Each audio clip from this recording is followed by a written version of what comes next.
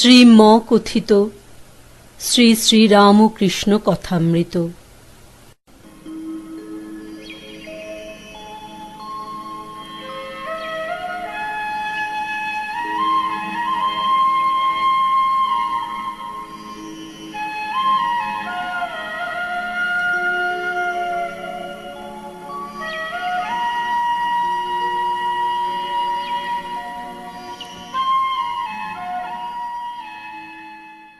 দ্বিতীয় পরিচ্ছেদ। শ্রীযুক্ত নন্দ বসুর বাটিতে শুভাগমন। ঠাকুর শ্রী রামকৃষ্ণ এবার ছবি দেখিয়া গাত্রোত্থান করিলেন, সঙ্গে মাস্টার ও আরো কয়েকজন ভক্ত। গৃহস্বামীর ভ্রাতা শ্রীযুক্ত পশুপতিও সঙ্গে সঙ্গে থাকিয়া ছবিগুলি দেখাইতেছেন। ঠাকুর প্রথমেই চতুর্ভুজ বিষ্ণু মূর্তি দর্শন করিতেছেন। দেখিয়াই ভাবে বিভোর হইলেন। দাঁড়াইয়াছিলেন, বসিয়া পড়িলেন, কিয়ৎকাল ভাবে আবিষ্ট হইয়া রহিলেন। দ্বিতীয় ছবি শ্রীরামচন্দ্রের ভক্তবৎসল মূর্তি। শ্রীরাম হনুমানের মাথায় হাত দিয়া আশীর্বাদ করিতেছেন। হনুমানের দৃষ্টি রামের পাদপদ্মে। ঠাকুর শ্রী রামকৃষ্ণ অনেকক্ষণ ধরিয়া এই ছবি দেখিতেছেন। ভাবে বলিতেছেন, আহা আহা। তৃতীয় ছবি বংশীবদন শ্রীকৃষ্ণ কদমতলায় দাঁড়াইয়া আছেন। চতুর্থ বামনাবতার, ছাতি মাথায় বালির যজ্ঞে যাইতেছেন। শ্রীরামকৃষ্ণ বলিতেছেন বামন এবং এক দৃষ্টে দেখিতেছেন। এইবার নৃসিংহ মূর্তি দর্শন করিয়া ঠাকুর গোষ্ঠের ছবি দর্শন করিতেছেন। শ্রীকৃষ্ণ রাখালদের সহিত বৎসগণ চড়াইতেছেন। শ্রী বৃন্দাবন ও যমুনা পুলিন। মণি বলিয়া উঠিলেন, চমৎকার ছবি। সপ্তম ছবি দেখিয়া ঠাকুর বলিতেছেন ধূমাবতী। অষ্টম ষোড়শী। নবম ভুবনেশ্বরী। দশম তারা। একাদশ কালী। এই সকল মূর্তি দেখিয়া ঠাকুর বলিতেছেন এসব উগ্র মূর্তি। এসব মূর্তি বাড়িতে রাখিতে নাই। এ মূর্তি বাড়িতে রাখলে পূজা দিতে হয়। তবে আপনাদের অদৃষ্টের জোর আছে, আপনারা রেখেছেন। শ্রী শ্রী অন্নপূর্ণা দর্শন করিয়া ঠাকুর ভাবে বলিতেছেন বাহ বাহ। তারপর রাই রাজা নিকুঞ্জ বনে সখী পরিবৃতা সিংহাসনে বসিয়া আছেন। শ্রীকৃষ্ণ কুঞ্জের দ্বারে কোটাল সাজিয়া বসিয়া আছেন। তারপর দোলের ছবি। ঠাকুর অনেকক্ষণ ধরিয়া এই পরের মূর্তি দেখিতেছেন। গ্লাস কেশের ভিতর বিনা পানির মূর্তি। দেবী বিনা হস্তে মাতোয়ারা হইয়া রাগ রাগিনী আলাপ করিতেছেন। ছবি দেখা সমাপ্ত হইল। ঠাকুর আবার গৃহস্বামীর কাছে আসিয়া উপস্থিত হইলেন। দাঁড়াইয়া দাঁড়াইয়া গৃহস্বামীকে বলিতেছেন, আজ খুব আনন্দ হল। বাহ, আপনি তো খুব হিন্দু। ইংরাজি ছবি না রেখে যে এই ছবি রেখেছেন, খুব আশ্চর্য। শ্রীযুক্ত নন্দ বসু বসিয়া আছেন। তিনি ঠাকুরকে আহ্বান করিয়া বলিতেছেন, বসুন, দাঁড়িয়ে রইলেন কেন? শ্রীরামকৃষ্ণ বসিয়া বলিলেন, এ পটগুলি খুব বড় বড়, তুমি বেশ হিন্দু। নন্দ বসু বলিলেন, ইংরাজি ছবিও আছে। শ্রীরামকৃষ্ণ সহাস্যে বলিলেন, সেসব অমর নয়, ইংরাজির দিকে তোমার তেমন নজর নাই। ঘরের দেওয়ালের উপর শ্রীযুক্ত কেশব সেনের নববিধানের ছবি টাঙানো ছিল। শ্রীযুক্ত সুরেশ মিত্র ওই ছবি করাইয়াছিলেন। তিনি ঠাকুরের একজন প্রিয় ভক্ত। ওই ছবিতে পরমহংসদেব কেশবকে দেখাইয়া দিতেছেন ভিন্ন পথ দিয়া সব ধর্মাবলম্বীরা ঈশ্বরের দিকে যাইতেছেন। গন্তব্যস্থান এক, শুধু পথ আলাদা। শ্রীরামকৃষ্ণ বলিলেন, ও যে সুরেন্দ্রের পট। প্রসন্নের পিতা সহাস্যে বলিলেন, আপনিও ওর ভিতর আছেন। শ্রীরামকৃষ্ণ সহাস্যে বলিলেন, ওই একরকম, ওর ভিতর সবই আছে, ইদানিং ভাব। এই কথা বলিতে বলিতে হঠাৎ ঠাকুর ভাবে বিভোর হইতেছেন। ঠাকুর জগন্মাতার সঙ্গে কথা কহিতেছেন। কিয়ৎক্ষণ পরে মাতালের ন্যায় বলিতেছেন, আমি বেহুশ হই নাই। বাড়ির দিকে দৃষ্টি করিয়া বলিতেছেন, বড় বাড়ি, এতে কি আছে, ইট কাঠ মাটি। কিয়ৎক্ষণ পরে বলিতেছেন, ঈশ্বরীয় মূর্তি সকল দেখে বড় আনন্দ হল। আবার বলিতেছেন, উগ্রমূর্তি কালী তারা অর্থাৎ সব শিবা মধ্যে শ্মশানবাসিনী রাখা ভালো নয়, রাখলে পূজা দিতে হয়। পশুপতি সহাস্যে বলিলেন, তা তিনি যতদিন চালাবেন ততদিন চলবে। শ্রীরামকৃষ্ণ বলিলেন, তা বটে, কিন্তু ঈশ্বরেতে মন রাখা ভালো, তাকে ভুলে থাকা ভালো নয়। নন্দ বসু বলিলেন, তাতে মতি কই হয়? শ্রীরামকৃষ্ণ বলিলেন, তাঁর কৃপা হলে হয়। নন্দ বসু বলিলেন, তাঁর কৃপা কই হয়? তাঁর কি কৃপা করবার শক্তি আছে? ঈশ্বর কর্তা না কর্মই ঈশ্বর? শ্রীরামকৃষ্ণ সহাস্যে বলিলেন, বুঝেছি, তোমার পণ্ডিতদের মতো যে যেমন কর্ম করবে সেরূপ ফল পাবে, ওগুলো ছেড়ে দাও। ঈশ্বরের শরণাগত হলে কর্ম ক্ষয় হয়। আমি মার কাছে ফুল হাতে করে বলেছিলাম, মা, এই লও তোমার পাপ, এই লও তোমার পুণ্য। আমি কিছুই চাই না, তুমি আমায় শুদ্ধা ভক্তি দাও। এই লও তোমার ভালো, এই লও তোমার মন্দ। আমি ভালো মন্দ কিছুই চাই না, আমায় শুদ্ধা ভক্তি দাও। এই লও তোমার ধর্ম, এই লও তোমার অধর্ম। আমি ধর্মাধর্ম কিছুই চাই না, আমায় শুদ্ধা ভক্তি দাও। এই লও তোমার জ্ঞান, এই লও তোমার অজ্ঞান। আমি জ্ঞান অজ্ঞান কিছুই চাই নাই, আমায় শুদ্ধা ভক্তি দাও। এই লও তোমার সূচি, এই লও তোমার অসুচি। আমায় শুদ্ধা ভক্তি দাও। নন্দ বসু বলিলেন, আইন তিনি ছাড়তে পারেন? শ্রীরামকৃষ্ণ বলিলেন, সে কি, তিনি ঈশ্বর, তিনি সব পারেন। যিনি আইন করেছেন তিনি আইন বদলাতে পারেন। চৈতন্য লাভ ভোগান্তে না তাঁর কৃপায়। তবে ও কথা বলতে পারো তুমি। তোমার নাকি ভোগ করবার ইচ্ছা আছে, তাই তুমি অমন কথা বলছো। ও এক মত আছে বটে, ভোগ শান্তি না হলে চৈতন্য হয় না। তবে ভোগই বা কি করবে? কামিনী কাঞ্চনের সুখ এই আছে এই নাই, ক্ষণিক। কামিনী কাঞ্চনের ভিতর আছে কি? আমড়া আঁটি আর চামড়া। খেলে অম্লশূল হয়। সন্দেশ যাই গিলে ফেললে আর নাই। ঈশ্বর কি পক্ষপাতী? অবিদ্যা কেন? তাঁর খুশি। নন্দ বসু একটু চুপ করিয়া আছেন, তারপর বলিতেছেন, ওসব তো বলে বটে, ঈশ্বর কি পক্ষপাতী? তাঁর কৃপাতে যদি হয় তাহলে বলতে হবে ঈশ্বর পক্ষপাতী। শ্রীরামকৃষ্ণ বলিলেন, তিনি নিজেই সব। ঈশ্বর নিজেই জীবজগৎ সব হয়েছেন। যখন পূর্ণ জ্ঞান হবে তখন ওই বোধ। তিনি মন, বুদ্ধি, দেহ, চতুর্বিংশতি তত্ত্ব সব হয়েছেন। তিনি আর পক্ষপাত কার উপর করবেন? নন্দ বসু বলিলেন, তিনি নানা রূপ কেন হয়েছেন? কোনোখানে জ্ঞান, কোনোখানে অজ্ঞান। শ্রীরামকৃষ্ণ বলিলেন, তাঁর খুশি।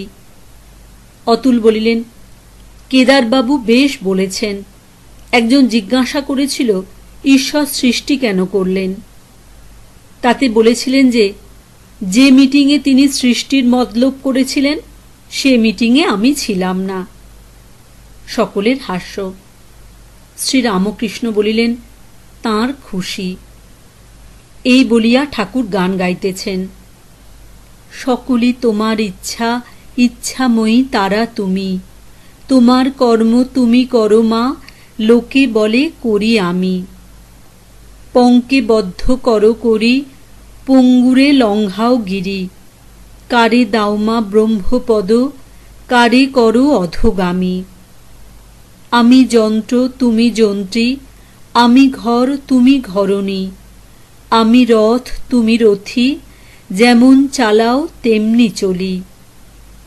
তিনি আনন্দময়ী, এই সৃষ্টি স্থিতি প্রলয়ে লীলা করছেন। অসংখ্য জীব, তার মধ্যে দু একটি মুক্ত হয়ে যাচ্ছে, তাতেও আনন্দ। ঘুড়ির লক্ষ্যের দুই একটা কাটে, হেসে দাও মা হাত চাপড়ি। কেউ সংসারে বদ্ধ হচ্ছে, কেউ মুক্ত হচ্ছে। ভবসিন্ধু মাঝে মন উঠছে, ডুবছে কত তরী। নন্দবসু বলিলেন, তার খুশি, আমরা যে মরি। শ্রীরামকৃষ্ণ বলিলেন, তোমরা কোথায়? তিনিই সব হয়েছেন। যতক্ষণ না তাকে জানতে পারছ, ততক্ষণ আমি আমি করছ। সকলে তাকে জানতে পারবে, সকলেই উদ্ধার হবে। তবে কেহ সকাল সকাল খেতে পায়, কেহ দুপুরবেলা, কেউ বা সন্ধ্যার পর। কিন্তু কেউ অভুক্ত থাকবে না, সকলেই আপনার স্বরূপকে জানতে পারবে। পশুপতি বলিলেন, আজ্ঞে হ্যাঁ, তিনি সব হয়েছেন বোধ হয়। শ্রীরামকৃষ্ণ বলিলেন, আমি কি এটা খোঁজো দেখি। আমি কি হাড়, না মাংস, না রক্ত, না নাড়ি ভুঁড়ি? আমি খুঁজতে খুঁজতে তুমি এসে পড়ে, অর্থাৎ অন্তরে সেই ঈশ্বরের শক্তি বই আর কিছুই নাই। আমি নাই, তিনি। তোমার অভিমান নাই, এত ঐশ্বর্য। আমি একেবারে ত্যাগ হয় না। তাই যদি যাবে না, তবে থাক শালা ঈশ্বরের দাস হয়ে। সকলের হাস্য। ঈশ্বরের ভক্ত, ঈশ্বরের ছেলে, ঈশ্বরের দাস, এ অভিমান ভালো। যে আমি কামিনী কাঞ্চনে আসক্ত হয়, সেই আমি কাঁচা আমি, সে আমি ত্যাগ করতে হয়। অহংকারের এইরূপ ব্যাখ্যা শুনিয়া গৃহস্বামী ও অন্যান্য সকলে সাতিশয় প্রীতি লাভ করিলেন। ঐশ্বর্যের অহংকার ও মত্ততা। শ্রীরামকৃষ্ণ বলিলেন, জ্ঞানের দুটি লক্ষণ। প্রথম, অভিমান থাকবে না। দ্বিতীয়, শান্ত স্বভাব। তোমার দুই লক্ষণ আছে, অতএব তোমার উপর ঈশ্বরের অনুগ্রহ আছে। বেশি ঐশ্বর্য হলে ঈশ্বরকে ভুল হয়ে যায়। ঐশ্বর্যের স্বভাবই ওই। যদু মল্লিকের বেশি ঐশ্বর্য হয়েছে, সে আজকাল ঈশ্বরীয় কথা কয় না, আগে আগে বেশ ঈশ্বরের কথা কইত। কামিনী কাঞ্চন এক প্রকার মদ। অনেক মদ খেলে খুড়ো জ্যাঠা বোধ থাকে না, তাদেরই বলে ফেলে তোর গুষ্টির। মাতালের গুরু লঘু বোধ থাকে না। নন্দবসু বলিলেন, তা বটে। থিওজফি, ক্ষণকাল যোগে মুক্তি, শুদ্ধা ভক্তি সাধন। পশুপতি বলিলেন, মহাশয়, এগুলো কি সত্য স্পিরিচুয়ালিজম, থিওজফি? সূর্যলোক, চন্দ্রলোক, নক্ষত্রলোক? শ্রীরামকৃষ্ণ বলিলেন, জানি না বাপু, অত হিসাব কেন? আম খাও, কত আম গাছ, কত লক্ষ ডাল, কত কোটি পাতা, এসব করা আমার দরকার কি? আমি বাগানে আম খেতে এসেছি, খেয়ে যাই। চৈতন্য যদি একবার হয়, যদি একবার ঈশ্বরকে কেউ জানতে পারে, তাহলে ওসব হাবজা গোবজা বিষয় জানতে ইচ্ছাও হয় না। বিকার থাকলে কত কি বলে, আমি 5 সের চালের ভাত খাবো রে, আমি 1 জালা জল খাবো রে। বৈদ্য বলে, খাবি? আচ্ছা খাবি। এই বলে বৈদ্য তামাক খায়। বিকার সেরে যা বলবে তাই শুনতে হয়। পশুপতি বলিলেন, আমাদের বিকার চিরকাল বুঝি থাকবে? শ্রীরামকৃষ্ণ বলিলেন, কেন? ঈশ্বরেতে মন রাখো, চৈতন্য হবে। পশুপতি সহাস্যে বলিলেন, আমাদের ঈশ্বরের যোগ ক্ষণিক, তামাক খেতে যতক্ষণ লাগে। সকলের হাস্য। শ্রীরামকৃষ্ণ বলিলেন, তা হোক, ক্ষণকাল তাঁর সঙ্গে যোগ হইলেই মুক্তি। অহল্যা বললে, রাম, শুকরজনিতেই জন্ম হোক আর যেখানেই হোক, যেন তোমার পাদপদ্মে মন থাকে, যেন তোমার পাদপদ্মে শুদ্ধা ভক্তি হয়। নারদ বললে, রাম, তোমার কাছে আর কোনো বর চাই না, আমাকে শুদ্ধা ভক্তি দাও, আর যেন তোমার ভুবন মোহিনী মায়ায় মুগ্ধ না হই এই আশীর্বাদ করো। আন্তরিক তাঁর কাছে প্রার্থনা করলে তাতে মন হয়, ঈশ্বরের পাদপদ্মে শুদ্ধা ভক্তি হয়। পাপ ও পরলোক, মৃত্যুকালে ঈশ্বর চিন্তা। ভরত রাজা। আমাদের কি বিকার যাবে? আমাদের আর কি হবে? আমরা পাপী, এসব বুদ্ধি ত্যাগ করো। নন্দ বসুর প্রতি বলিলেন, আর এই চাই, একবার রাম বলেছি, আমার আবার পাপ। নন্দ বসু বলিলেন, পরলোক কি আছে? পাপের শাস্তি? শ্রীরামকৃষ্ণ বলিলেন, তুমি আম খাও না, তোমার ওসব হিসাবে দরকার কি? পরলোক আছে কিনা তাতে কি হয় এসব খবর? আম খাও, আম প্রয়োজন, তাতে ভক্তি। নন্দ বসু বলিলেন, আম গাছ কোথা?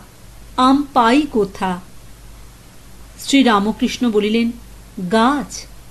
তিনি অনাদি অনন্ত ব্রহ্ম, তিনি আছেনই, তিনি নিত্য।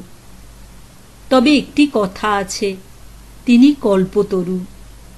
কালী কল্পতরু মূলেরে মন, চারি ফল কুড়ায়ে পাবি। কল্পতরুর কাছে গিয়ে প্রার্থনা করতে হয়, তবে ফল পাওয়া যায়, তবে ফল তরুর মূলে পড়ে, তখন কুড়িয়ে লওয়া যায়। চারি ফল, ধর্ম, অর্থ, কাম, মোক্ষ।